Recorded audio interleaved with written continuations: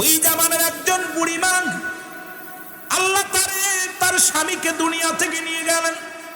খুব খেয়াল করবেন, স্বামী মারা গেল, ছেলে মারা গেল, মেয়ে মারা গেল, দুনিয়ার মধ্যে শ্বশুর শাশুড়ি মারা গেল, বিধবা মহিলা, রব্বে কারিম দুইটা নাতি রেখে দুনিয়ার মধ্যে থেকে সবাই বিদায় হয়ে গেল।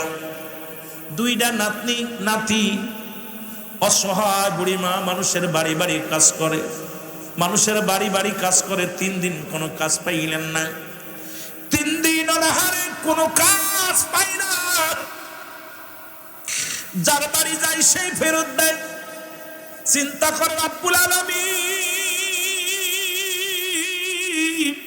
তুমি আমার স্বামী সন্তানকে নিয়ে গেছো, জামাইকে নিয়ে গেছো, মেয়েকে নিয়ে গেছো। আল্লাহ, এখন আমারে মানুষের বাড়ি বাড়ি ভিক্ষা করে খাওয়াও, কারণ কেউ কাজও দেয় না, আমি অসহায়। রব্বুল আলামিন 3টা দিন কোনো খাবার পাই না। ও আমার আল্লাহ, এই 3টা দিন আমার নাতিরা না খেয়ে আছে ঘরের মধ্যে, আমার নিজে চিন্তা করি না। রব্বুল আলামিন গো, ছোট ছোট 2টা নাতি, এরা না খেয়ে থাকলে তোমার কি মায়া লাগে না? আল্লাহ, তারা না খেয়ে আছে, আমি বড় কষ্ট পাই। এদিন বাইর হলেন ফজরের নামাজটা আদায় করে, ফজরের জিকির আজগার করে। এই পাগলটা আজকে মনে পড়ে গেল আল্লাহর রাস্তায় বাইর হব, কারণ কেউ কোনোদিন কাজ দিল না। আজকে দেখি আল্লাহর রাস্তায় বাইর হয়ে দেখি আমার আল্লাহ কি কোনো ব্যবস্থা আমারে করে দেয় কি না। জোরে জোরে চিল্লায় বলা যাবে না মারহাবা। উনি যখন এই নিয়ত করে বাড়ি থেকে বাইর হয়ে গেলেন, সারাদিন ঘরে কোনো কাজ পায় না। বলে কে আসুক, একটু বাসন ধোবো, ঘর দরজা ছাড়বো, সারাদিন কাজ করব, বিনিময়ে আমার নাতিদের জন্য কিছু খাবার দিবা। কেউ আসনি দেওয়ার মতো, কেউ দেয় না। এমন সময় এক ইহুদি নারীর সামনে যায় বলে, মাগো, আমার ঘরের মধ্যে 2টা বালক আছে, অসহায় 2টা নাতি। মা, তোমার কাছে অনুরোধ করি গো মা, তুমি আল্লাহর রাস্তায় যদি আমার একটা কাজ দিতা, তাহলে আমার নাতি 2টারে যা দিতা এইটা নিয়ে আমি খাওয়াইতাম। কারণ আমার সন্তান দুনিয়ার মধ্যে নাই, আমার স্বামী নাই, আমার মেয়ে নাই, আমার আপন বলতে কেউ নাই। 2টা নাতি শুধু আমার সম্বল, আমার জমা জমি নাই। মা গো, আল্লাহর রাস্তায় আমার একটা কাম দাও।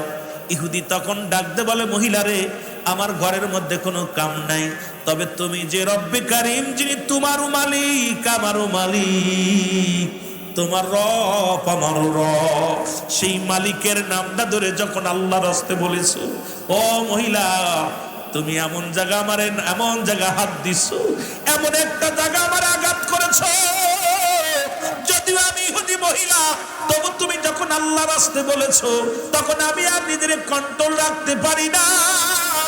তুমি আল্লাহর রাস্তায় বলেছো, তুমি আমার ঘর দরজা মুছে দেওয়া লাগবে না, আমার কোনো কাজ করা লাগবে না, শুধু আসো। যদি কাজ না করো তুমি তো নিবা না, যেহেতু মুসলমান, যেহেতু তুমি আল্লাহর রাস্তায় চেয়ে বসেছো, তুমি যেটুক পারো একটু ঘোরাঘুরি করো, একটু বাসন টাসন যদি একটু গুছায়া দাও, বিনিময়ে তোমার আমি কিছু আটা দিব, এই আটাটা নিয়ে তুমি রুটি বানায় তোমার কলিজার টুকরা নাতিদের খাওয়াও।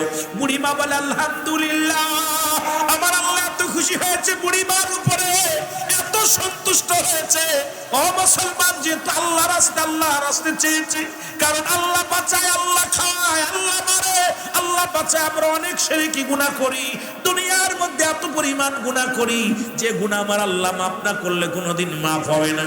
অনেকে বলি, গরুটা ছিল বিলে বাঁচলাম, ছেলেটা চাকরি ছিল বিলে বাঁচলাম, জমিতে ফসল হয়েছিল বিলে বাঁচলাম, ফসল ভালো হলো বিলে বাঁচলাম, গাড়ি ছিল বিলে বাঁচলাম। খোদার কসম, শিরকি গুনাহ জীবনেও মাফ হবে না। যদি রব্বে কারিম মাফ করে তাহলে ভালো, নয়তো কোনোদিন যদি শিরকি গুনার কারণে আপনি হাসতে হাসতে গুনাহ করেন, ওই জাহান্নাম আপনার হবে একমাত্র ঠিকানা। জোরে জোরে চিল্লায় বলা যাবে না আল্লাহু আকবার। এই জন্য শিরকি গুনাহ আল্লাহ মাফ করবে না। শিরক করে ফেলি, কয় ছেলেটা চাকরি ছিল বিলে বাঁচলাম, এবছর ফসল ভালো হলো বিলে বাঁচলাম, ধান ছিল বিলে বাঁচলাম, ছেলেটা ছিল বিলে বাঁচলাম, বিদেশে গেছিল বিলে বাঁচলাম, বাঁচানোর মালিক কে? আরো জোরে বলেন কে? যদি বলতেন আল্লাহ ছেলেটারে কামাই করার আল্লাহ তুমি তৌফিক দিছো, ছেলের ওসিলায় তুমি আমারে বাঁচায় রাখছো, মেয়ের ওসিলায় বাঁচায় রাখছো, গরুর ওসিলায় ফসলের ওসিলায় তুমি আমারে দয়া করছো, কোনো গুনাহ হবে না, আল্লাহ খুশি হয়ে যাবে, আমার রব্বে কারীম আরো খুশি হয়ে যাবে। এই জন্য আমরা শিরকি গুনাহ করে ফেলি, অনেক সময় এই হাসতে হাসতে গুনাহ করে ফেলি, বুঝি না, এই না বুঝার কারণে এত গুনাহের মধ্যে আমরা জড়িয়ে যাই। জোরে জোরে চিল্লায় বলা যাবে না আল্লাহু আকবার।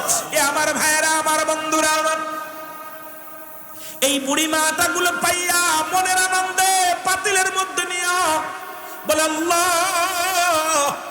3 দিন 3 রাত আমার নাতিরা খাবার পায় না, রব্বুল আলামিন এই খাবারগুলো বাড়ি নিয়ে আটারে আমি কি বানাইবো, পানি দিয়া খামির বানাইবো, খামির বানায় রুটি বানাই দিব, আমার নাতি দুটো খাইব, আমি এই নাতি দুটোর খাওয়া দেখবো, আজকে তৃপ্তি সহকারে খাবে, এই 3 দিন তো অনাহারে আছে, আল্লাহ তৃপ্তি সহকারে খাবে, এইটা নিয়ত করতে করতে চলে আসলো।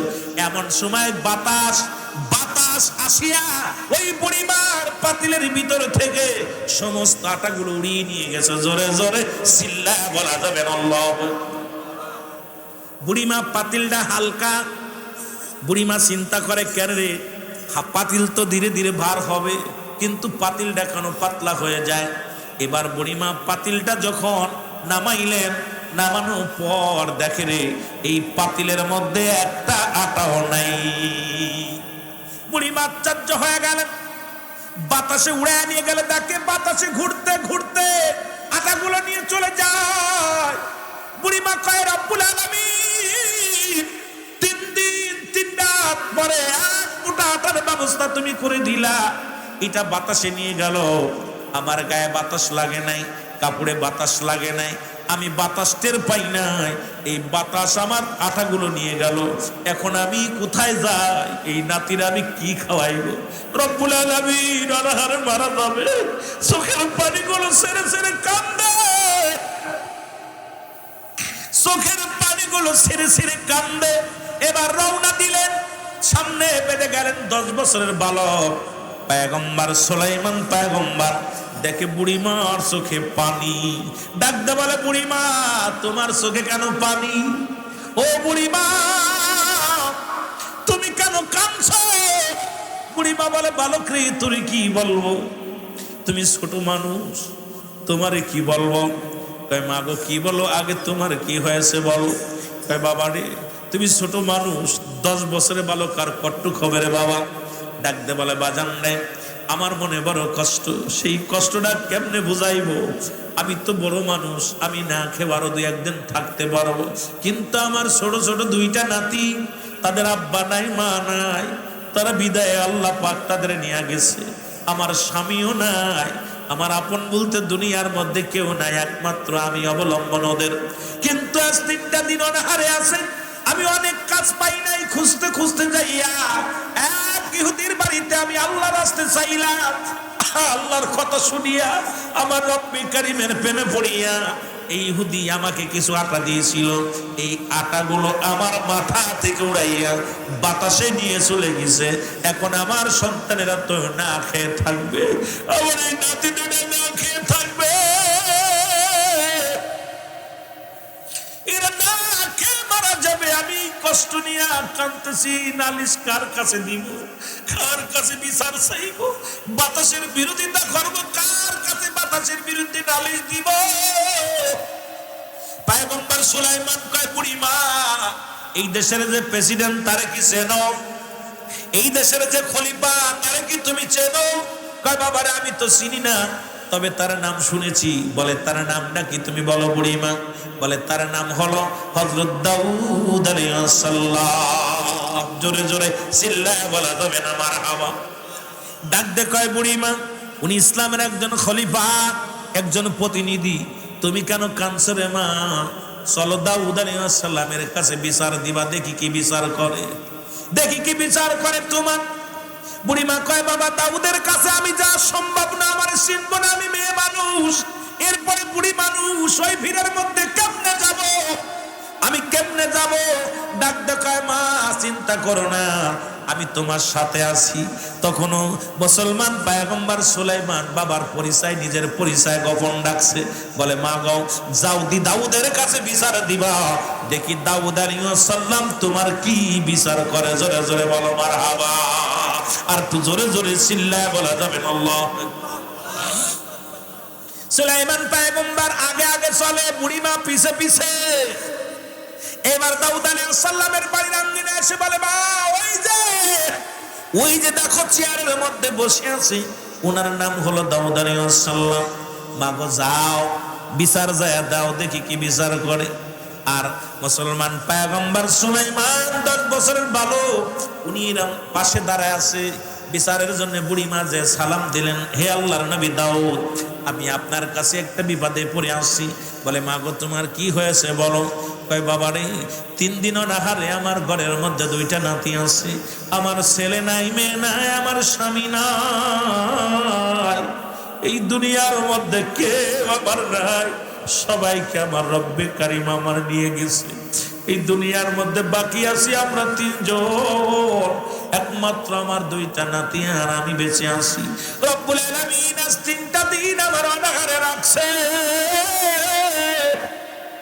আল্লাহর নবী দাউদ, আমার কোনো কষ্ট নাই, যে তুমি দুনিয়ার মালিক, জমিনের মালিক, আসমানের মালিক, আমার মালিক, আমাকে না খায় রেখে যদি আমার আল্লাহ সন্তুষ্ট হয় তাতে আমার কোনো অভিযোগ নেই।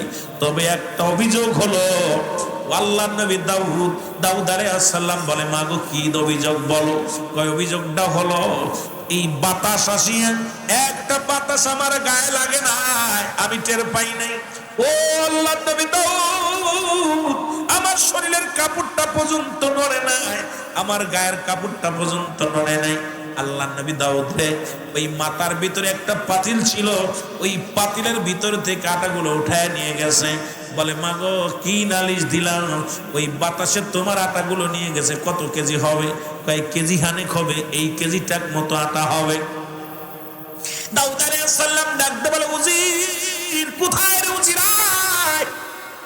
উজির সামনে হাজির হয়ে গেল, যাও বাইতুল মালে যা 2 বস্তা আটা নিয়ে আসো। সুবহানাল্লাহ বলেন। আর একটু জোরে বলে, ডাক দেখো উজির রে, এই বুড়িমার 2 বস্তা আটা মাথায় করে টেনে দিয়ে আসো। কোথায় দিয়ে আসবা? বাড়ি পর্যন্ত পৌঁছায় দিয়ে আসবা। বুড়িমা তো 2 বস্তা আটা পায়া খুব খুশি হয়ে গেছে, মনের আনন্দে রওনা হয়ে গেছে। সুলাইমান পয়গম্বর সামনে যে দাঁড়ায় গেছে, বুড়িমা দাঁড়াও। পয়গম্বর সুলাইমান ডাক দিয়ে কয় বুড়িমা এত খুশি কেন? কয় বাবারে, দাউদের মধ্যে এত ভালো মানুষ আমার নজরে কোনোদিন পড়ে না। দাউদ আলাইহিস সালামের মতো এত আদর্শবান নবী আমার সামনে পড়ে নাই। এই ব্যক্তির কাছে নালিশ দিতে যাইয়া আমার 1 কেজি আটার বিনিময়ে 2 বস্তা আটা দিছে। কয় বস্তা?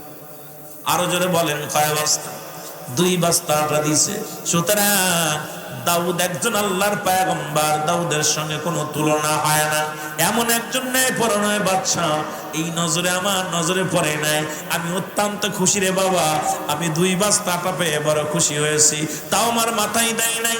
দেখো তার সৈন্যদেরকে নিয়ে আমার বাড়ি পর্যন্ত পৌঁছায় দিতে বলেছে, আমি অত্যন্ত খুশি হয়েছি।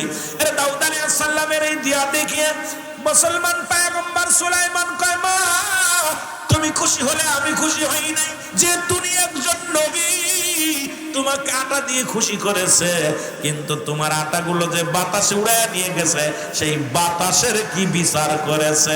জোরে জোরে চিল্লায় বলা যাবে না মারহাবা। মা তুমি আটা পায়া খুব খুশি হইছো, কিন্তু যে তোমার আটাগুলো উড়ায় নিল তার কি বিচার করছে? বাবা বাতাস কি দেখা যায়? ওটা ধরবে কেমনি? বিচার করা সম্ভব?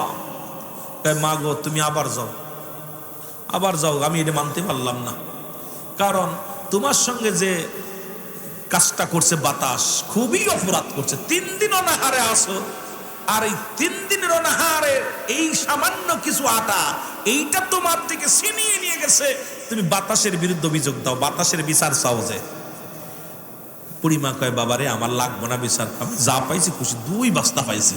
কয় বস্তা? 2 বস্তা পাইছি, আমার আর অভিযোগ টেজ নেই। কয় মা গো, তুমি এই ওয়ান বিচার করে যাবা, পার পেয়ে যাবে, পার পেয়ে যাবে। কারণ আমার সমাজে যেরকম অন্যায় করলে আমরা ছাড় দিতেছি, হয়তো জরিপানা ধরি, 2টা বাড়ি মারি, নাই একটু সালিশে পা ধরায় মাফসা হয়, কিন্তু প্রতিনিয়ত অন্যায় চলতেছে চলতেছে, পার পেয়ে যাচ্ছে বিচার না হওয়ার কারণে। জোরে বলেন ঠিক কিনা? পয়গম্বর সুলাইমান কয় মা, ও বুড়িমা, তুমি মানলে আমি মানতে পারি না, খুশি হতে পারি না। বলে বাবা তুই ছোট মানুষ, তুই এত কি বলছিস বাবা, আমি খুশি হয়েছি। কয় মা গো, তুমি যাও পয়গম্বর দাউদ আলাইহিস সালামের কাছে যে অভিযোগটা দাও যে আমার আটা কেন নিল, সেই বাতাসের বিচার করা লাগবে। জোরে জোরে চিল্লায়া বলা যাবে না মারহাবা। এবার বুড়িমা দাউদ আলাইহিস সালামের কাছে ফিরে গেলেন। দাউদ নবী ডাক দিয়ে বলে মা, তুমি আবার কেন আসলা? তোমার তো 2 বস্তা আটা দিছি, আমার কোন অভিযোগ আসেনি। বুড়িমা পিছন দিকে তাকায়, বেটা কই রে? কত বুঝিনি, ওই বালক জামানে পাঠায়া দিছে। বুড়িমা পিছন দিকে তাকায়, দেখে দাউদ আলাইহিস সালামের ছেলে। মুসলমান, ও মুসলমান শুনে নাও, এর সুলাইমান পয়গম্বর থরথর করে কাঁপতেছে। না জানি বাবা কোন ধমক দেয়, না জানি বাবা আমার আবার ডাক দেয়। আড়ালে দাঁড়ায় আর রইছে, দেখি কি বলে। এখন নজর যখন বুড়িমা পিছনে বারে বারে তাকায়, কয় বুড়িমা তোমার কি অভিযোগ আসেনি? তোমার কি অভিযোগ? বুড়িমা তাকায় খালি পিছনে। এখন দাউদ আলাইহিস সালাম কয় মা গো, তুমি পিছনে তাকাও কেন? তুমি তো আমার কাছে আইছো আবার ফিরে, আটা পেয়ে সন্তুষ্ট হও না? একটা বাবা সন্তুষ্ট হয়েছি, তাই অভিযোগ কি?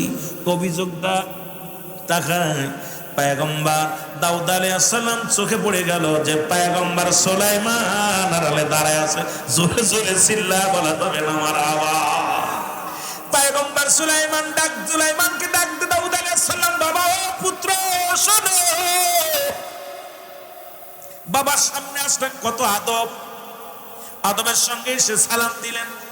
বাবা বলে বাবা, এই মহিলাকে তুমি আবার কেন আনছো? কয় বাবা আপনি একজন নবী, আপনি আল্লাহর পয়গম্বর, সুতরাং আপনার কাছে এই বিচারটা আমি আশা করি নাই। 10 বছরের ছেলে বলতেছে বাবা আপনার কাছে আমি আশা করি নাই, যেহেতু বিচার করেছেন মহিলা খুশি হয়েছে, কিন্তু যে অন্যায় করেছে মহিলার সাথে তার কি বিচার হয়েছে? কত বুঝিনি। বালক যখন বলতেছেন মহিলারা খুশি করেছেন, কিন্তু যে অন্যায় করলো তার বিচার কি করেছেন? পয়গম্বর সুলাইমান পয়গম্বর যখন বলছে, দাউদ আলাইহিস সালাম বলে বাবা বাতাসের কি আমি পারবো তার বিচার করতে? কয় কেন পারবেন না বাবা? বাতাস কেন নিল? এই বাতাসকে ধরতে হবে, বাতাসকে জিগাইতে হবে, বাতাস এই কামটা কেন করলো বুড়িমার লাগে, এটা আগে জানার দরকার। এমন সময় মুসলমান গভীর মনোযোগ, বাতাসকে ডাকা হলো। পয়গম্বর সুলাইমান 10 বছরের বালক ডাক দে বলে বাতাস, গতদিন যে ওই মহিলার সঙ্গে যে দুর্ব্যবহার করছো, অন্যায়টা করেছো, তুমি যেখানেই থাকো না কেন তাড়াতাড়ি আমি পয়গম্বর সুলাইমানের সামনে হাজির হয়ে যাও। শুধু পয়গম্বরের সামনে হাজির হয় না, বাতাস হাজির হয়ে গেলেন। এক বনি হাজির হয়ে গেলেন, বনি বেশে ডাক দে বলে আসসালামু আলাইকুম, এ নবী দাউদ। দাউদ আলাইহিস সালামের কদমে আসলেন। এইবার বনিবেরা বলে হুজুর আপনি কি নবী দাউদ আলাইহিস সালাম? বলে হ্যাঁ, আপনার কদমে আমরা আসছি।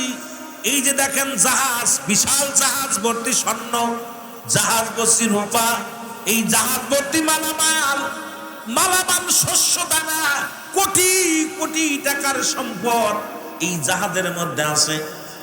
দাউদ আলাইহিস সালাম বলে কি হয়েছে তোমরা বলো, কেন জাহাজ আমার রাজ্যে আমার ভিড়াইলা আমার ঘাটে, আর কিসের জন্য দাঁড়াইলা বলো? বলো হুজুর আপনার কাছে কি বলবো শোনেন, এই মালামাল গুলো আপনার রাজ্যে যারা আছে সবাইরে আপনি দান করে দেন। জোরে জোরে বলে দিবা? কয় হুজুর গো আমরা নিয়ত করেছি আপনারা গরিব মিসকিনকে দান করে দিব। এমন সময় বাতাস হাজির হয়ে গেছে সামনে। পয়গম্বর সুলাইমান ডাক দিয়ে কয় বাতাস তাড়াতাড়ি বল কারণ আমার আব্বা যেন এই মালামাল গ্রহণ করার আগে এর মালিকানা আগে কে তারে খোঁজার দরকার, তুমি তাড়াতাড়ি কথা বলো। বাতাসের জবান খুলে গেছে। বাতাসকে মুসলমান ডাকতে বলে, বাতাস এই মহিলার সাথে কি কি ঘটেছিল তুমি বলো। বাতাস বলে, হুজুর বেয়াদবি মাফ করবেন, আমি বাতাস আপনার এই বুড়িমার পাতিল থেকে আমি কেজিখানে কাটা নিয়ে গেছি, ঠিক আছে, এটা না বলে নিয়েছি, কোনো টের পাতি দেন না, অপরাধ করেছি। কেন করেছি শোনেন। ও আমি কেন করেছিলাম শোনেন। তাই কি হয়েছিল বলো। তাই সাগরের মধ্যে যখন এই বনিবেরা জাহাজ ভর্তি মালামাল নিয়ে যখন তারা আসতেছিল, হঠাৎ করে উৎপত্ত মুসলমান উতাল পাতাল ঢেউ শুরু হয়ে যায় সাগরের মাঝে, প্রচন্ড ঝড় শুরু হয়ে যায়। এই ঝড়ের মধ্যে একটা তক্তা ফেটে যায়, এই তক্তা ছিদ্র হয়ে যায়, পানি উঠতে শুরু হলো, উতাল পাতাল ঢেউ। এর মধ্যে যে 50 থেকে 60 জন বণিক আছে সবাই মারা যাবে, উতাল পাতাল ঢেউ শুরু হয়ে গেল। তখন এই বণিকেরা চিৎকার মেরেছিল, আল্লাহ যদি আমরা এই সাগর থেকে বাঁচতে পারি, এই জাহাজে যত মালামাল আছে সব মালামাল আল্লাহ আমি নিয়া এই রাজ্যের সামনে যে রাজ্য বাঁধবে, সামনে যে দ্বীপ বাঁধবে, এই দ্বীপের মানুষগুলোকে আমরা দান করে দিব। জোরে বলেন মারহাবা। এই নিয়তটা করেছিলাম। আমি বাতাস যাইতেছিলাম ওই জাহাজের উপর দিয়া, সুবহানাল্লাহ বলেন না আরো জোরে। আমি বাতাস যখন এই সাগরের মধ্যে যাইতেছিলাম, ওই বনিবের কান্না, ওই মাঝির কান্না আমি সহ্য করতে পারি নাই, আমি সহ্য করতে পারি না। আল্লাহর রাস্তায় যখন ডাক দিছে, আল্লাহ বলে যখন ডাক দিছে, তখন আমি আল্লাহর রাস্তায় যখন সাহায্য চেয়েছে, চিন্তা করলাম বাতাস আমিও তো আল্লাহ সাহায্য চাইতেছে আল্লাহ। এখন আমি আশেপাশে দেখি ওই সাগরের পাশ দিয়া ওই মেয়েটা আটা নিয়ে যাইতেছে, ওই আটাগুলো উড়াইয়া নিয়া ওই যে তক্তাটা ফাটল ধরেছিল, ফাটা শুরু করেছিল, পানি উঠতেছিল, ওখানে নিয়ে ছিদ্রা বন্ধ করে দিছি। আর ওই বনিবেরা সবাই বেঁচে গেছে। জোরে জোরে চিল্লা বলা যাবে না মারহাবা। সুলাইমান পয়গম্বর তাকা আছে, দাউদ আলাইহিস সালাম তাকা আছে। দাউদ আলাইহিস সালাম বলে, ঠিক আছে মালামাল গুলো সবাই দান করে দাও। পয়গম্বর সুলাইমান ডাক দে বলে, আব্বা জান এটা আপনি বিচার করতেছেন, কারণ যেহেতু ওই কোন ব্যক্তি পাবে না এটার মালিক, এই আটার মালিক, এই সম্পদের মালিক, এই জাহাজের মধ্যে যত মালামাল আছে এর মালিক এলাকার কেউ না, এর মালিক হবে এই বুড়ি মা। যেহেতু ওনার আটা নিয়া নৌকা বন্ধ করেছে, জাহাজের ছিদ্র বন্ধ করেছে, সুতরাং এই জাহাজের মধ্যে যত মালামাল আছে সেই সূত্রে মালামালের মালিক আমার হয়ে যাবে এই মা জননী। পয়গম্বর সুলাইমান যখন এই ওয়াজ করলেন, দাউদ আলাইহিস সালাম বলে, বৎস তুমি যে ওয়াজ করেছো, তুমি যে রায় দিছো এই রায় ঠিক আছে, বৎস তুমি মালামাল গুলো দিয়ে দাও। সঙ্গে সঙ্গে সুলাইমান পয়গম্বর ডাকতে বলে, মা আর দেরি করো না, ওই 2 বস্তাটা শুধু তোমার নয়, ওটা আমার বাবা দিছে। আর তোমার শরিয়াত মোতাবেক বিচারে, এই বিচারের রায় অনুযায়ী এই দুনিয়ার মধ্যে এই যে জাহাজের মধ্যে যত মালামাল আছে, এই মালামাল গুলো আল্লাহ রাব্বুল আলামিন তোমার জন্য বরাদ্দ রাখছে। কারণ তুমি সাহায্য চাইছো আল্লাহর কাছে, আল্লাহর রাস্তায় ভিক্ষা চেয়েছো, আল্লাহর রাস্তায় কাজ চেয়েছো। পরিমা তুমি ইমান নষ্ট করো না, কারণ তুমি 3 দিন অনাহারে থেকে আল্লাহর পরই তাওয়াক্কুল ছিল। কারণ তোমারে বাঁচায় আল্লাহ, তোমারে খাওয়ায় আল্লাহ, তোমারে মারে আল্লাহ, এই চিন্তা তোমার ভিতরে ছিল। তুমি তো কোনো মানুষের কাছে সাহায্য চাও না, সাহায্য চেয়েছো আল্লাহর রাস্তায় সাহায্য চেয়েছো। সুতরাং আমার রব্বে কারীম তোমার এই কথাটাকে এত পছন্দ করেছে, আল্লাহর রাস্তায় সাহায্য চাওয়ার জন্য, আল্লাহর প্রতি তাওয়াক্কুল থাকার কারণে আমার রব্বে কারীম তোমার প্রতি এত সন্তুষ্ট, এত রাজি, এত কবুল করেছে যে জাহাজের মালামাল গুলো তোমার জন্য বরাদ্দ করে রাখছে। কিন্তু এই ঘুষখোরেরা বোঝে না, সুদখোরেরা বোঝে না, হারামখোরেরা বোঝে না।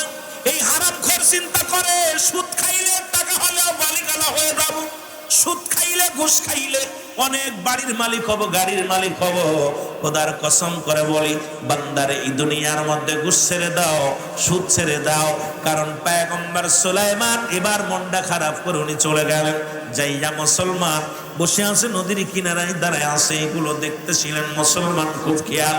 পয়গম্বর সুলাইমান দেখে একটা পিপিলিকা এবার হাঁটতে হাঁটতে গুটি গুটি পায়ে হাঁটতে হাঁটতে যখন চলে যায়, চিন্তা করে হারে পিপিলিকা ছোট্ট একটা প্রাণী, ও সাগরে যায় পানি পান করতে, ওর তো মরণ ডাকছে রে, ও কি কেমন পাগলের পাগল, পানি খাওয়ার জন্য সাগরে যাইতেছে। এইবার যখন সাগরের কূলে যে দাঁড়াইলেন, হঠাৎ ভিতর থেকে, নদীর ভিতর থেকে একটা ব্যাঙ উঠে আসলেন। ব্যাঙটা আসিয়া হা করলেন, ব্যাঙের গালের মধ্যে পিপিলিকাটা সুলকন পরে আবার ব্যাঙটা পানি নিচেই থেকে উঠলো। যখন হা করলেন, আবার ওই ভিতর থেকে পিপিলিকাটা বাইর হয়ে চলে আসলেন। এবার পয়গম্বর সুলাইমান ডাক দেয়, পিপিলিকারে দাঁড়াও। পিপিলিকা দাঁড়ায় গেছে, বলে আল্লাহর নবী পয়গম্বর সুলাইমান, আপনি আমাকে ডাকছেন, কি বলবেন বলেন। কয় ও পয়গম্বর ডাকতে বলে, ও পিপিলিকা, একটু আগে দেখলাম তুমি গুটি গুটি পায় তোমার মুখের মধ্যে একটা হার নিয়া, একটা খাবার নিয়া, শস্য নিয়া তুমি নদীর ধার দিয়ে যাইতেছিলে, আবার সে আদারটা নিয়া, খাবারটা নিয়া তুমি ব্যাঙের মুখের মধ্যে চলে গেলে। এইবার ব্যাঙটা তোমাকে কি করলো? ব্যাঙটা পানির ভিতরে নিয়ে গেল, আবার তোমাকে ছেড়ে দিল। এবার তোমার এক সারা পর তুমি আবার রওনা দিলে, কারণটা কি বলো? পিপিলিকা ডাক দিয়ে কয়, হুজুর আপনি আল্লাহর পয়গম্বর, আপনি কি ভুলে গেলে চলবে না? तमाम পৃথিবীর মধ্যে যত মাখলুকাত আছে সব কিছুর রিজিক দাতা আমার আল্লাহ, সব কিছুর মালিক আমার আল্লাহ। ওই সাগরের মধ্যে পাথরের নিচে একটা প্রাণী একটা পড়ে আছে। এই হারামখোর, ভালো করে শোন বাবা, তোরা তারা হারাম খাস। আজকে মাইকের আওয়াজ যত দূর যায়, যারা সুদ খাস, যারা ঘুষ খাস, এখনো যদি মানুষ না হোস, তোদেরকে আমি জীবনও বুঝাইতে পারবো না।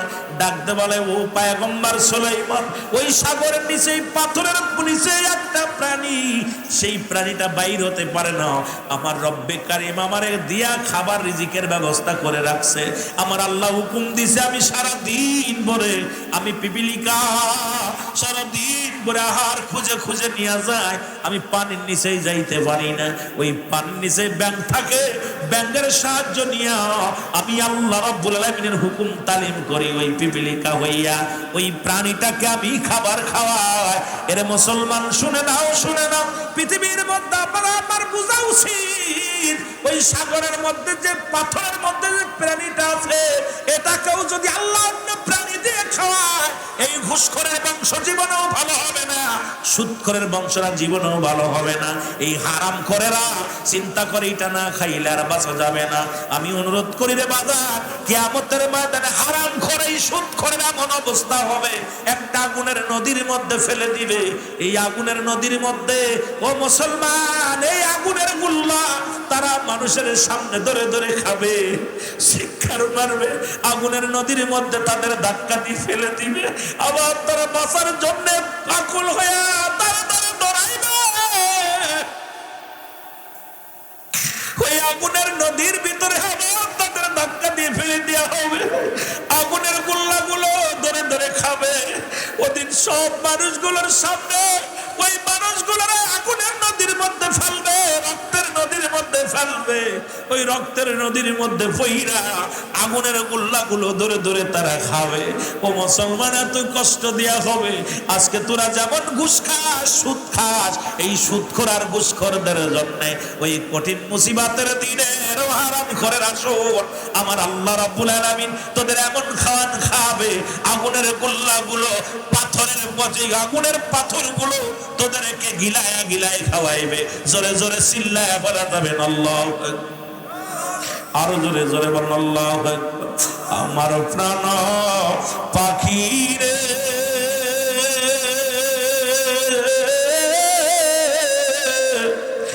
আমার সোনা পাখি রে, ওরে একদিন তো যাবে রে পাখি উড়িয়া, বলো একদিন তো যাবে রে পাখি। আরো জোরে বলেন আমার কালো ময়না রে,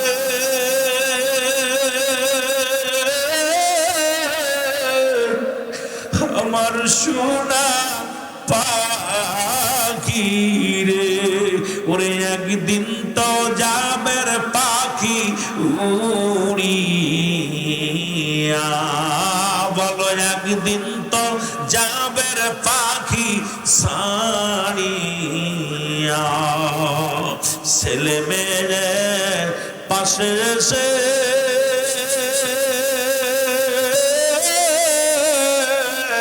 কাঁদিবে পাগলের বেশে, ওরে চোখের পানি ফেলবে তারা কান্দিয়া। আমার কালো ময়না রে,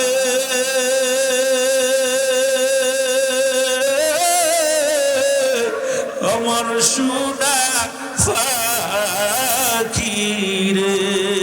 ওরে একদিন তো যাবে রে পাখি উড়িয়া, ওরে একদিন তো যাবে রে পাখি ছাড়িয়া। বড়র পাতা গরম জালে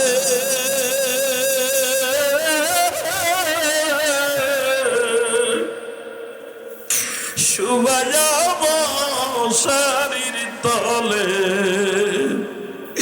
গোসল করাইবে তোমায় আসিয়া।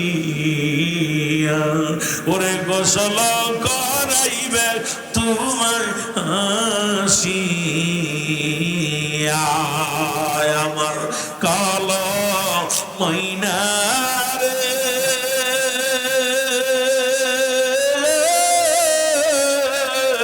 আমার সোনা পাখি রে। ওরে একদিন তো যাবে রে পাখি উড়িয়া,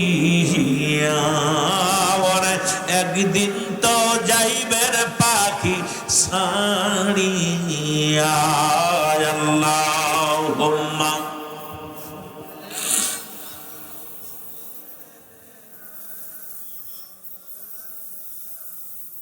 मोहब्बत वाला आली सैयदना। आरो जोरे बोलें अल्लाहुम्मा सल्ली अला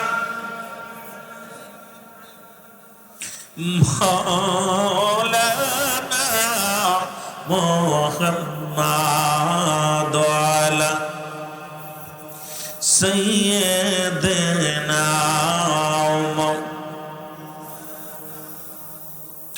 ए दुनियार मुसलमान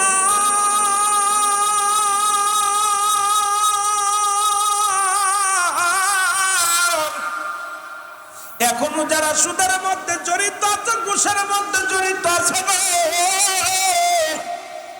শুনে না আমার আল্লাহ বলেন কুল্লু মান আলাইহা ফান। আল্লাহ কয় বান্দারে এই জমিনটা আমি রাখবো না, জমিনটা আমি রাখবো না। আজকে কত বাড়ির মালিক হইলা, সম্পদের মালিক হইলা। আরে আমির গোলামিন কয়েক বিঘি জমির মালিক হইলাম, আপনি কয়েক বিঘে জমির মালিক হইলেন, বাড়ি করলেন, সুন্দর বাড়ি করছেন, সুন্দর গাড়ি করছেন। আল্লাহ কয় বান্দারে এই জমিনটা আমি রাখবো না, এই জমিনটা আমি চূর্ণ বিচ্ছিন্ন করে দিব। আজকে সুদ খাইয়া, ঘুষ খাইয়া, টাকা রোজগার করিয়া বাড়ির মালিক হইলা, গাড়ির মালিক হইলা, সম্পদের মালিক হইলা। আল্লাহ কয় বান্দা জমিনটা আমি রাখবো না, এই জমিনের ভিতরে যত মাটি আছে পোড়ায়া তামা বানায়া দিব। এত কষ্টের টাকা রোজগার করিয়া ওরে কত ঘুষখোর, কত সুদখোর সম্পদ করে থয়ে গেল। আজকে ছেলেরা তাস খেলে, ছেলেরা নামাজ নামাজ পড়ে না, ছেলে জুয়ার মঞ্চে তাসের মঞ্চে খাইয়াবার মঞ্চে ছেলে মেয়েদের জন্য সুখে থাকবে, সুন্দর বাড়ি করলা, ছেলে মেয়ে সুখে থাকবে, জমি জমা করলা, বুড়া বয়সে ব্যবসা করলা, ছেলেরে হাতি দিলা যে ছেলে মেয়ে সুখে থাকবে। কিন্তু একবার কি চিন্তা করেছো আদরের ছেলে মসজিদে যায় না, আদরের ছেলে তোমার মরার পরে একটু দোয়াও করে না, ওই আদরের ছেলে মরার পরে বাবার কবরটা পর্যন্ত ছেড়ে দেয়। ও যুবক,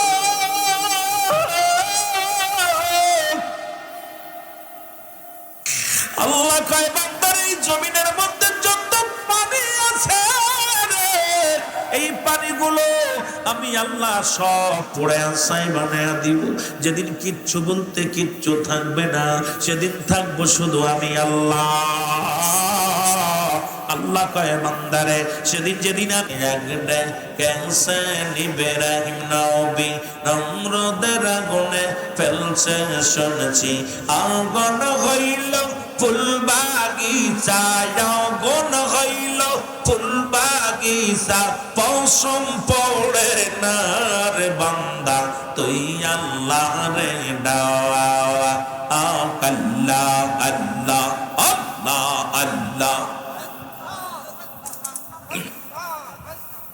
এক ডেকে সৈনি নবী মাউসের পেটে রইলেন তিনি, এক ডেকে সৈনি নবী মাউসের পেটে রইলেন তিনি, মাউসের পেটে রইলেন নস, মাছের পেটে রইলেন নস, হজম হইল না রে বান্দা তুই আল্লাহ রে ডাওয়া। আল্লাহ আল্লাহ আল্লাহ আল্লাহ। তোমরা জানো না ইশকে মওলা কি যে যত না, আরে আল্লাহকে পাইতে চাও যদি, আল্লাহকে পাইতে চাও যদি, করো নবীর যত না, করো নবীর যত না, ইশকে মওলা কি যে যন্ত্রণা। আল্লাহ আল্লাহ আল্লাহ আল্লাহ। তোমরা জানো না ইশকে মওলা কি যে যন্ত্রণা, আরে আল্লাহকে পাইতে চাও যদি, আল্লাহকে পাইতে চাও যদি, নবীর করো যত না, আমার নবীর করো যত না, ইশকে মওলা কি যে যন্ত্রণা। আল্লাহ আল্লাহ আল্লাহ আল্লাহ। নামাজ পড়ো রোজা রাখো সালিম করো দিল খানা ঘর, নামাজ পড়ো রোজা রাখো সালিম করো দিল খানা ঘর। কিয়ামত মওলার কাছে, কিয়ামত মওলার কাছে চলবে না তোর বাহানা, ইশকে মওলা কি যে যন্ত্রণা। আল্লাহ আল্লাহ আল্লাহ আল্লাহ আল্লাহ আল্লাহ।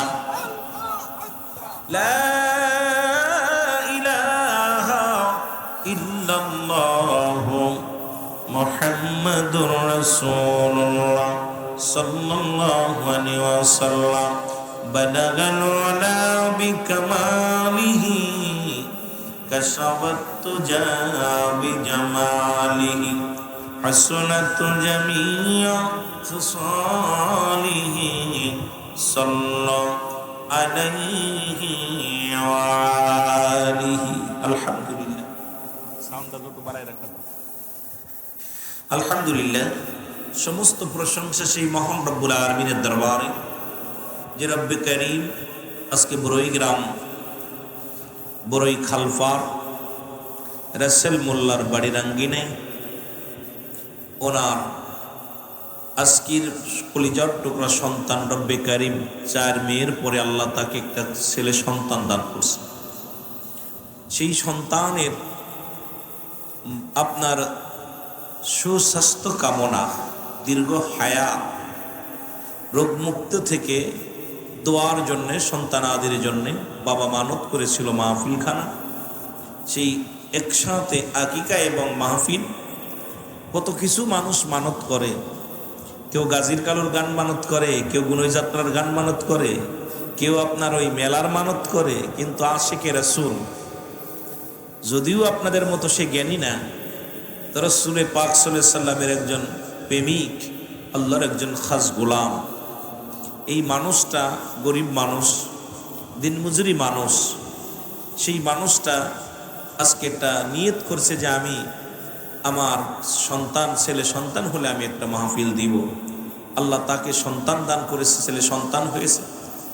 রোগ বালা মুসিবাদা আছে, তার থেকে মুক্তির জন্য আজকের মাহফিলে আয়োজন করেছে। এই মাহফিলে আমরা আসতে পেরে খুশি না বেজার? আরো জনে বলেন, খুশি না বেজার? আমি একটা জিনিস আজকে লক্ষ্য করলাম, খুবই দুঃখ পাইলাম জিনিসটা, যদিও এতদিন খেয়াল করি না, আজকে খেয়াল করলাম, এগুলো বলবো। তো সব মিলে এখান থেকে সালাম ও কদম জানাই কুল কায়নাতের নবী, নবীদের নবী, রাহমাতাল লিল আলামিনের পুত পবিত্র কদম মোবারকে সালাম ও কদম জানাই। বাংলাদেশের অসংখ্য হক্কানি ওলি আল্লাহদের কদম মোবারকে সালাম জানাই। আমার পীর, যেহেতু আমি তরিকাপন্থী মানুষ, আমি আট্টসি পীরের মুরিদ, আমার দয়াল পীর খাজা ওয়াসিদ আল্লামা বিশ্ব অলি ফরিদপুরি কুদ্দুস সাহেবের পুত পবিত্র কদম মোবারকে সালাম জানা। আজকের মাহফিলের সম্মানিত সভাপতি সাহেব জনাব মুসলিম উদ্দিন ভাই, আজকের মাহফিলের সম্মানিত প্রধান অতিথি, বিশেষ অতিথি, আমন্ত্রিত অতিথি, আজকের মাহফিলের বিশেষ মেহমান যারা আলোচনা করেছেন, জনাব হযরত মাওলানা মুফতি মেহেদী হাসান সিদ্দিকী সাহেব, জনাব হযরত মাওলানা আলী রেজা সাহেব, যিনি আপনাদের মাঝে আলোচনা করলেন, আপনাদের সন্তান। এরপরে আমি আজকের মাহফিলের সবচেয়ে নগণ্য গোলাম।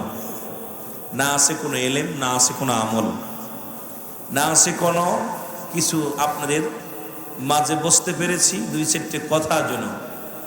রব্বে করিম আমার মতো গোলামের জবান দিয়ে বাইর করার তৌফিক দান করে। সকল বলুন আমিন। আরো জোরে বলেন আমিন। কারণ আপনারা আমার চেনেন, আমি আপনাদেরই ছেলে। আর আমি আপনাদের মাঝে যখন চলাফেরা করি খুব সাদা সিধা, একটা লুঙ্গি পণ্য, হয়তো পাঞ্জাবি গায়ে, গেঞ্জি গায়ে, টুপি কোনো সময় থাকে, কোনো সময় থাকে না। এইগুলো আমার হালাত। কারণ আমি যখন গ্রামে আসি, মহল্লায় ঢুকি, আমার মন চায় যে আমি যত নগণ্য হয়ে আপনাদের পায়ের ধুলার নিচে থাকতে পারি। প্রতিটা মানুষ যেন কেউ না বলতে পারে রুহুল আমিন সিদ্দিকের মাথাটা উঁচু হয়েছে, এই ছেলেটা মাথা উঁচু করে হাঁটছে।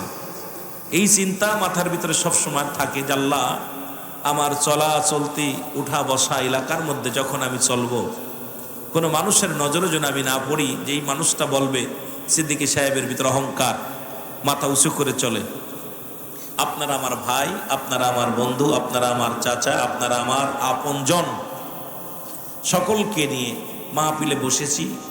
সালাম জানাই আজকের মাহফিলের সামনের উপস্থিত আশেকান, জাকের, আমদার প্রাণ মুসলমান ভাই বন্ধুগণ, পর্দারের মা বোনেরা, আবার অত্র এলাকার সুনামধন্য মেম্বার, চেয়ারম্যান, অত্র এলাকার সম্মানিত মাতবারগুলো, সকলকে সালাম জানাই। আসসালামু আলাইকুম ওয়া রাহমাতুল্লাহি ওয়া বারাকাতুহু।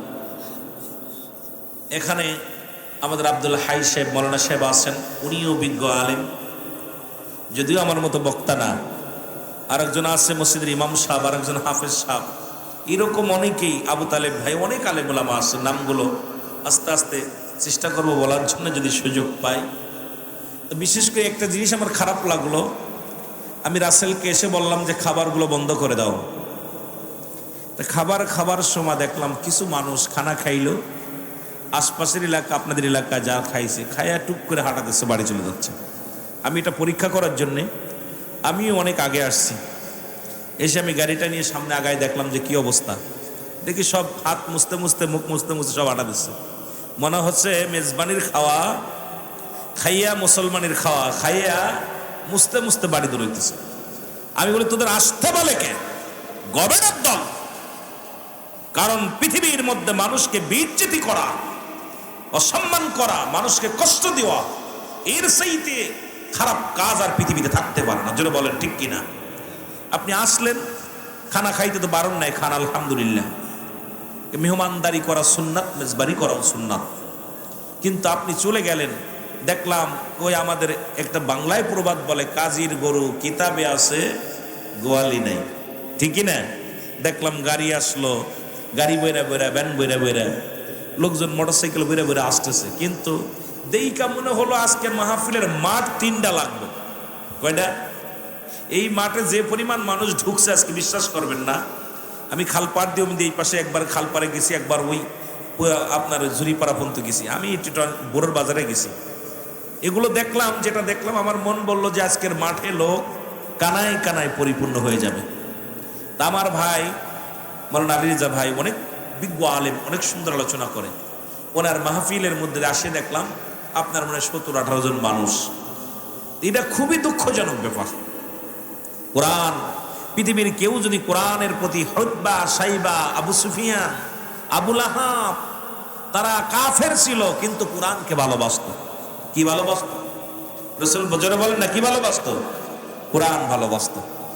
রাসূল যখন কোরআনুল কারীম তেলাওয়াত করতেন, হতবা, সাইবা, আবু জেহেল, আবু সুফিয়ান ওরা রাতের অন্ধকারে ছুটে চলে আসতো শোনার জন্য, পালায় পালায় শুনতো। চিন্তা করতো যে মুহাম্মাদের যদি দেখে ফেলে তাহলে তো কালেমা পড়া লাগবে, মুসলমান হওয়া লাগবে। খুব খেয়াল, মুহাম্মদ যদি দেখে ফেলে নিশ্চিত আমাদের কালেমা পড়া লাগবে। এই জন্য তারা গোপনে গোপনে পালায় পালায় শুনতো।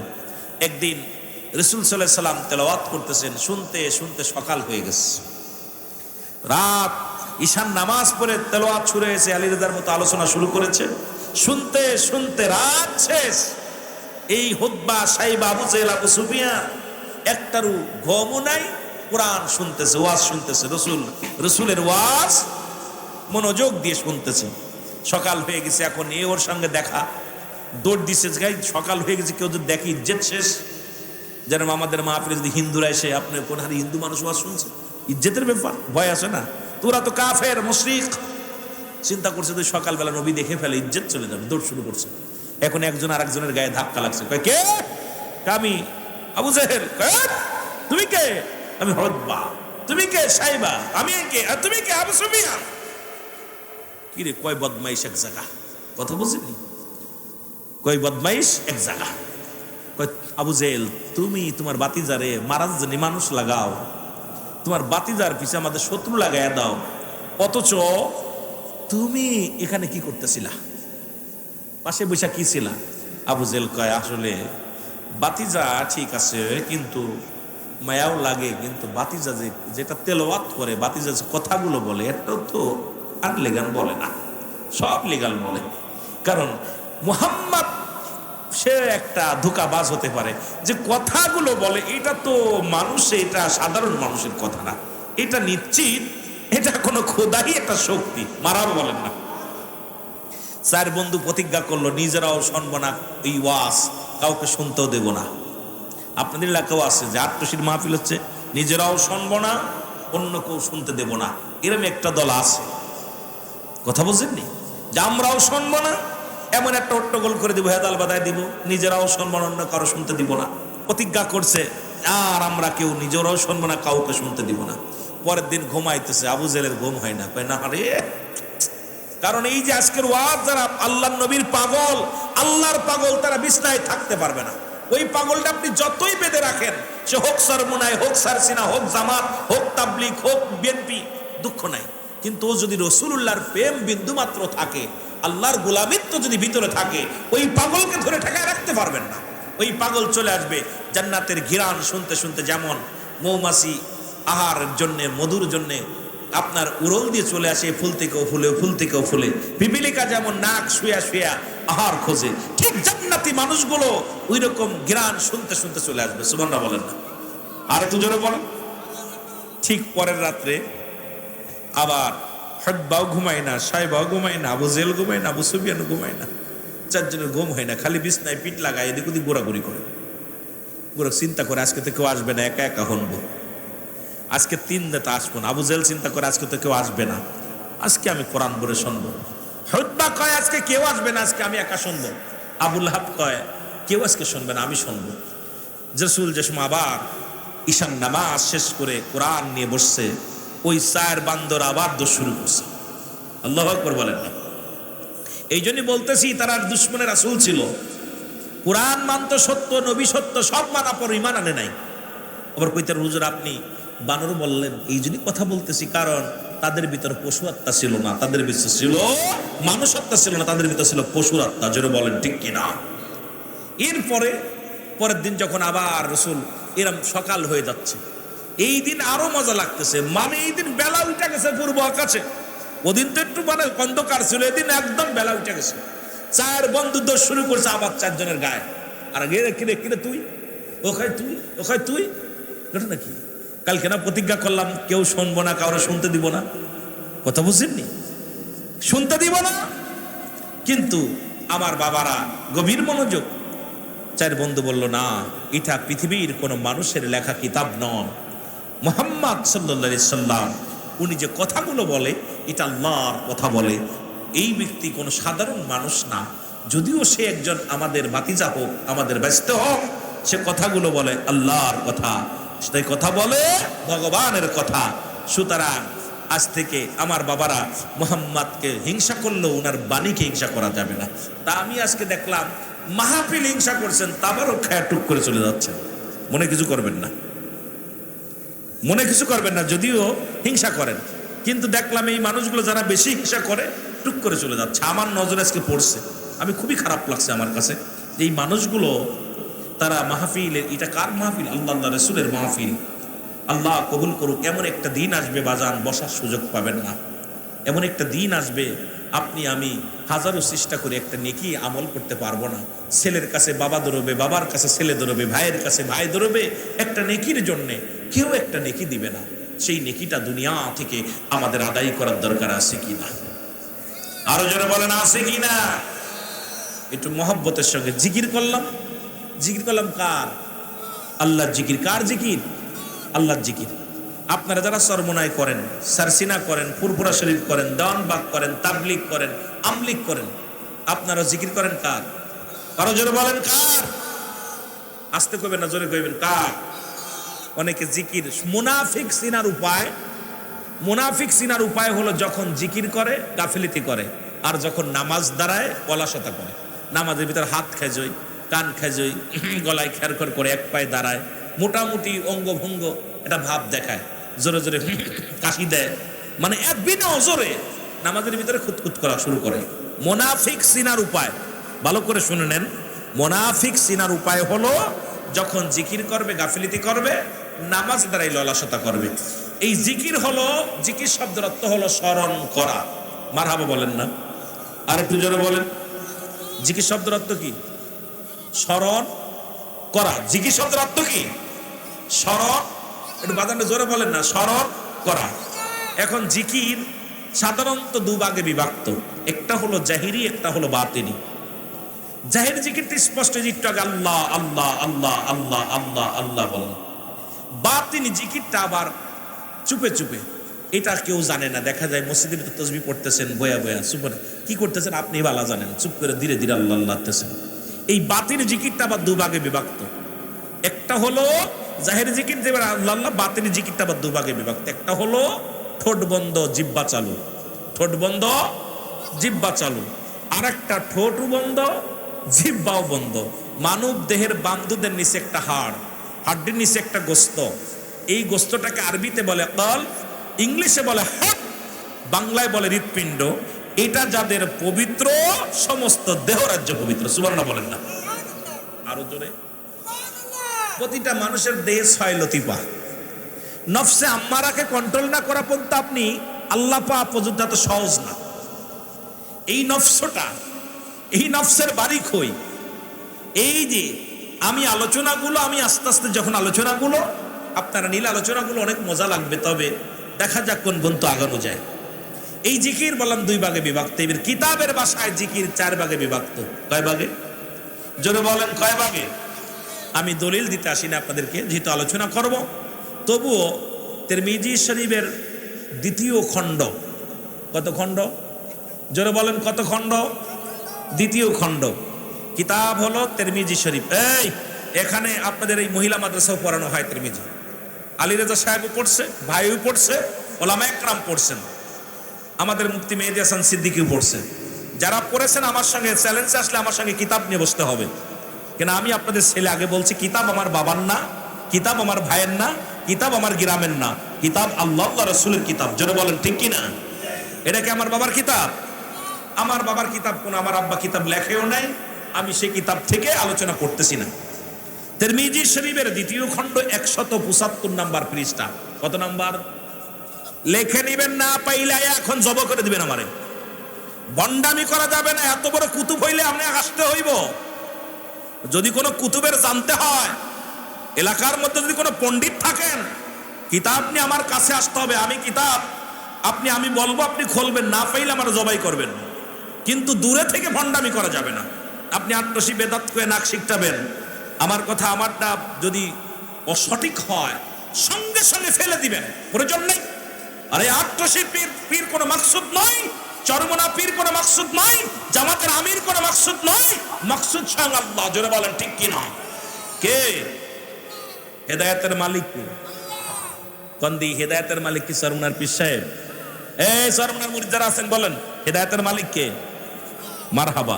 হেদায়েতের মালিক কে? আট্টসির পীর, সারসিনার পীর, জামাতের আমির? হেদায়েতের মালিক কে? এমনকি হেদায়েতের মালিক নবীজিকেও আল্লাহ দেন নাই।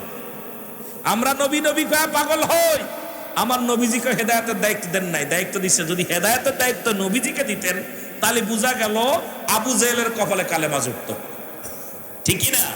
যেহেতু আবু জেহেলের কপালে জোটে নাই, সেহেতু হেদায়েতের দায়িত্ব দুনিয়ার কাউকে দেওয়া হয় নাই। আমাকে আপনাকে দায়িত্ব দিছে বলার, মানা না মানা এটা দায়িত্ব কার? আল্লাহ। একটু এমনও মানুষ আছে আমার গ্রামে যে এক সময় অন্য অন্য হাদাম দায় ছিল, এখন ব্যক্তি নামাজ ছাড়ে না। এই ব্যক্তি আল্লাহকে ছাড়ে না, সদা সর্বদা আল্লাহর প্রেমে, মাসুকের প্রেমে আশিক, একদম পাগল হয়ে গেছে। কারণ আল্লাহ তাকে হেদায়েত এই মুহূর্তে করছে। জোরে বলেন ঠিক কিনা? অনেকে বলতে পারে দূর ভণ্ড ছিল, এখন বালা হয়েছে। কথা বলছেন? আরে হেদায়েত কখন করবে আল্লাহ ভালো জানে। তিরমিজি শরীফের দ্বিতীয় খণ্ড 175 নাম্বার পৃষ্ঠা। এতদিন জিকির করেছেন আল্লাহ, আল্লাহর জিকিরে এই জিকিরের নাম জানেন? এই জিকিরটার নাম হলো ইসমে জাতের জিকির। আল্লাহ আল্লাহ আল্লাহ। বাইহাকি শুআইবুল ঈমানের প্রথম খণ্ড 337 338 নাম্বার পৃষ্ঠা। আমি কিতাবের নাম বলতেছি, আমি পৃষ্ঠা নাম্বার বলতেছি, না পাইলে আস্তে আস্তে আস্তে ভাই আস্তে একটু ধৈর্য ধরেন। এই কিতাবের মধ্যে এতদিন জিকির করছেন কালেমার জিকির না ভাই, আমরা কিন্তু সবাই জানি যে কালেমার জিকির, ঠিক না ভাই? কথা বলেন না কেন? কালেমার জিকির বলি না? না ভাই, এটা কালেমার জিকির না। এই জিকিরটার নাম হলো নাফি জাতের জিকির, লা ইলাহা ইল্লাল্লাহু মুহাম্মাদুর রাসূলুল্লাহ সাল্লাল্লাহু আলাইহি ওয়াসাল্লাম। জোরে বলেন না মারহাবা। কষ্ট হচ্ছে আপনাদের? কষ্ট হচ্ছে? আমি কাউকে ঘায়াল করার জন্য বসি নাই, সবার বোঝানোর জন্য বসেছি। যেহেতু আমি আলেম হিসেবে বসেছি, এখন আমি শিক্ষক, আপনারা ছাত্র। এখন আপনাদের কোনো কথা নিব না। যদি কোনো ভুল হয় ওপেন বলবেন এটা রং, মেনে নিব। কিন্তু আমি এখন শিক্ষক, আপনারা ছাত্র। না বুঝলে আমাকে বলবেন এটা বুঝাই দেন। কথা বোঝেন নাই? এটা বুঝিয়ে দেন। কারণ এখানে আপনি বুঝবেন, আরেকজন বুঝবে না। আমি কাউকে ঘায়াল করার জন্য, কাউকে গালি দেওয়ার জন্য, কাউকে নিন্দা করার জন্য এখানে বসি নাই। আমি আপনাদেরকে বোঝানোর জন্য বলতেছি। জিকিরটার নাম কি? জোরে বলেন। নাফি জাতের জিকির, লা ইলাহা ইল্লাল্লাহু মুহাম্মাদুর রাসূলুল্লাহ সাল্লাল্লাহু আলাইহি ওয়াসাল্লাম। কানজুলুল মানের প্রথম খণ্ড 214 নাম্বার পৃষ্ঠা। আমি কিতাবের নামে এই জন্য বলতেছি, যারা আপনারা লিখে রাখলে কিয়ামত পর্যন্ত লাগবে, কাজে লাগবে। এই এতদিন জিকির করছেন তওবার জিকির না ভাইজান, তওবার কোনো জিকির নেই।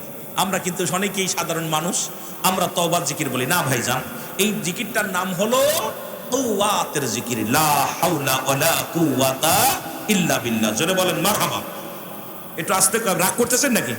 আমি ছেড়ে দিব রাগ করলে। আপনারা বক্তা নিয়ে আসেন, যদি ভালো না লাগে যে কোনো বক্তা নিয়ে আসবেন। আমি আলোচনা করা মুখ্য বিষয় না, আমি আপনাদেরকে বোঝানোর জন্য এমন ভাবে বলতেছি। এরপরেও যদি আপনাদের কষ্ট হয়, কারণ আপনাদের শিখতে হবে। একটা আলেম এসে উল্টো পাল্টা বলে যাবে, আপনারা শিখবেন না।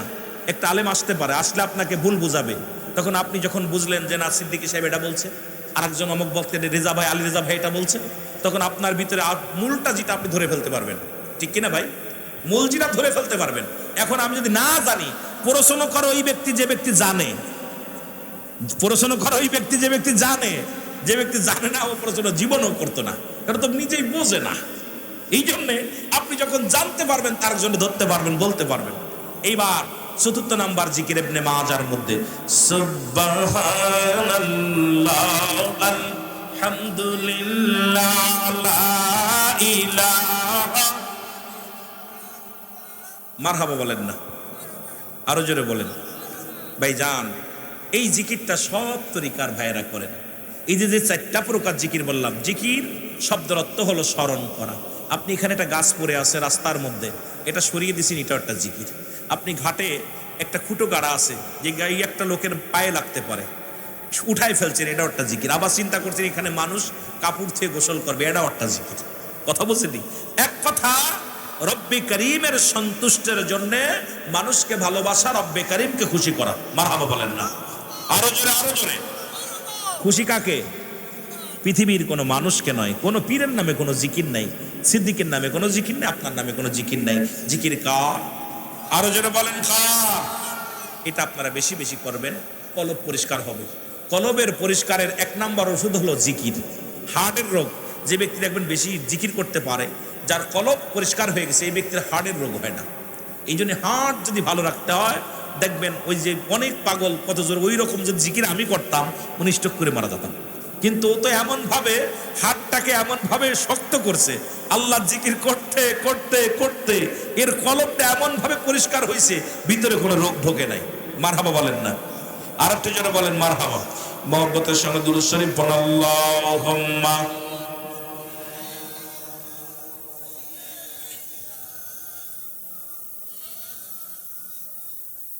ওয়ালা আলি সাইয়্যিদিনা মুহাম্মাদ। আল্লাহুম্মা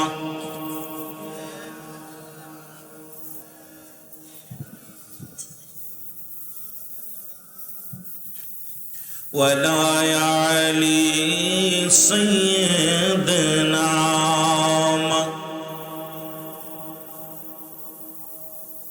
হাওয়ার গাড়ি হাওয়ায় চলে,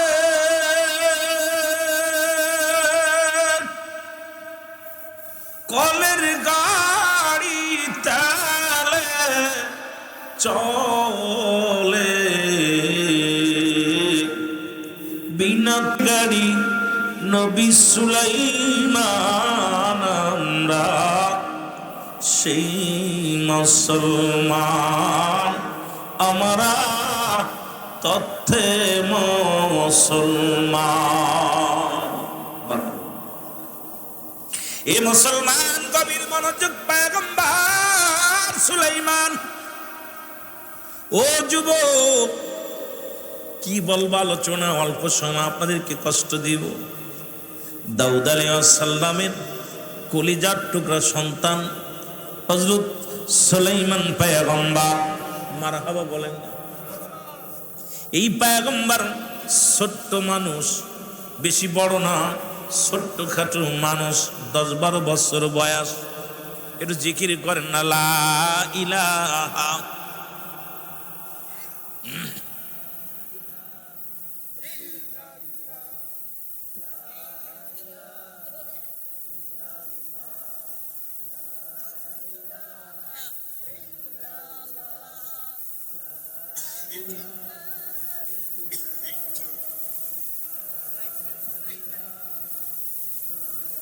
আর জোরে লা ইলাহা।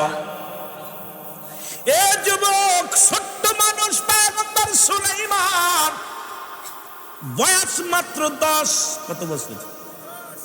10 বছরের বালক পয়গম্বর সুলাইমান।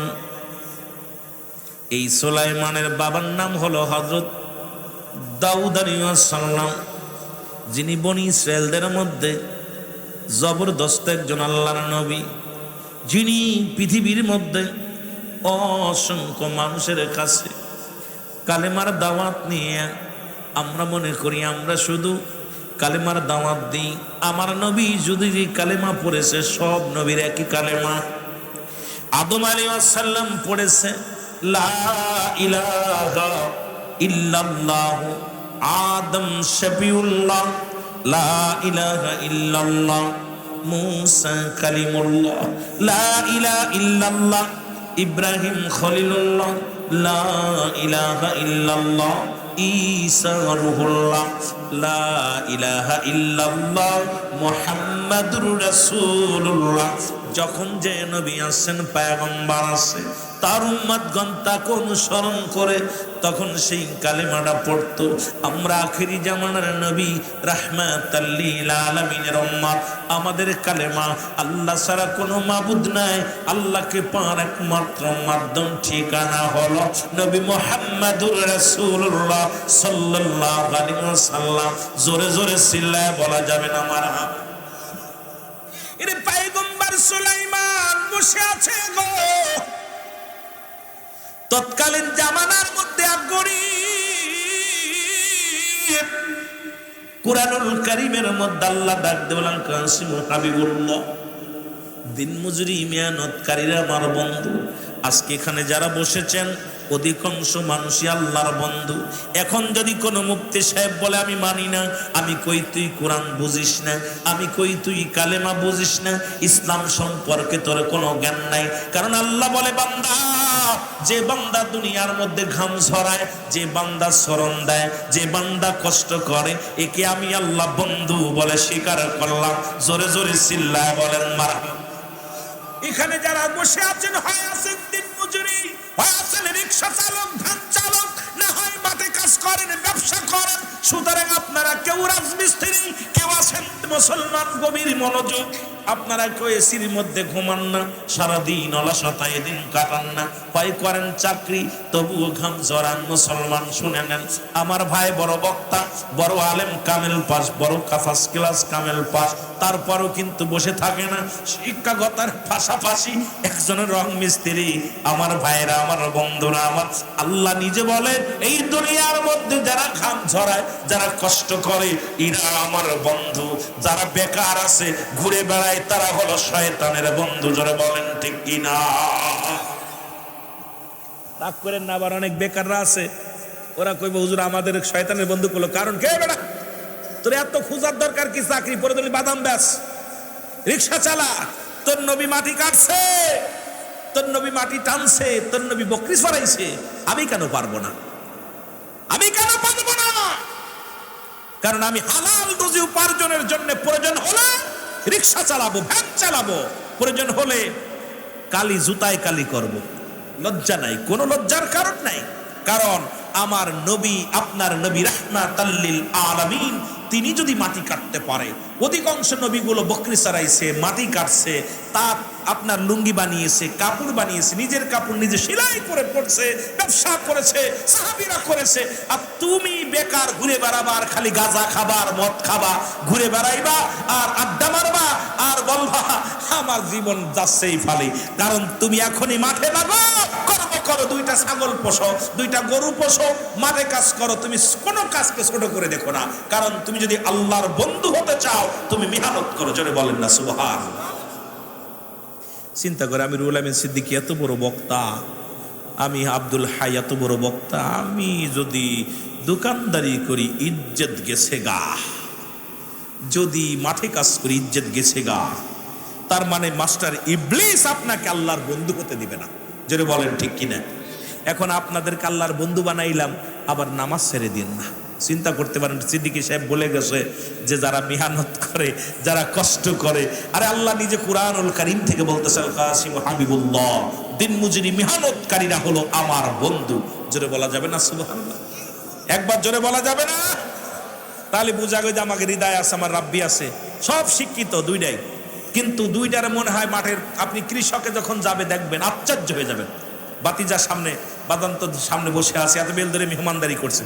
দুইজন মোটামুটি 500 মানুষ খাইলে ক্লান্ত নাই, কারণ ওরা কোনো কাজকে ছোট করে দেখে না।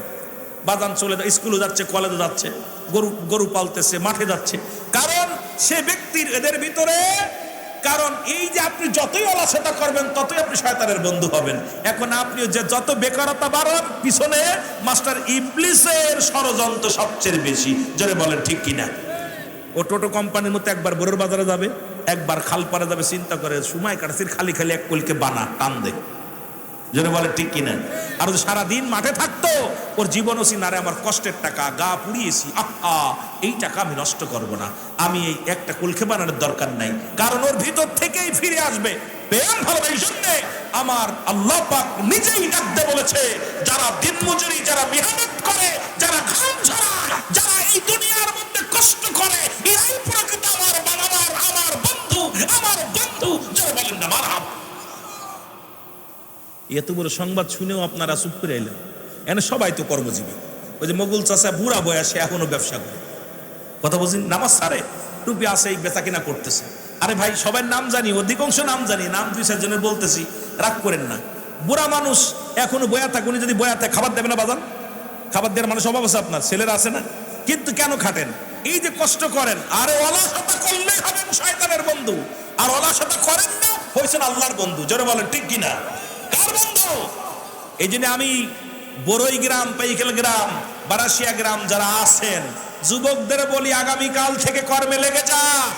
তোরা চাকরির চিন্তা করিস না, লেখাপড়া কর, পাশাপাশি একটা কর্মে লেগে যা, আল্লাহ দয়া করবে, রব্বে কারিম দয়া করবে। এই দয়ার মধ্যে থাকতে বাঁচবো কয়দিন, যে কোনো একটা দয়ার মধ্যে আল্লাহ দিয়ে দেবে, দান করবে। মারহাবা বলেন না? মারহাবা বলেন। আমার বন্ধুগণ, আমার গভীর মনোযোগ।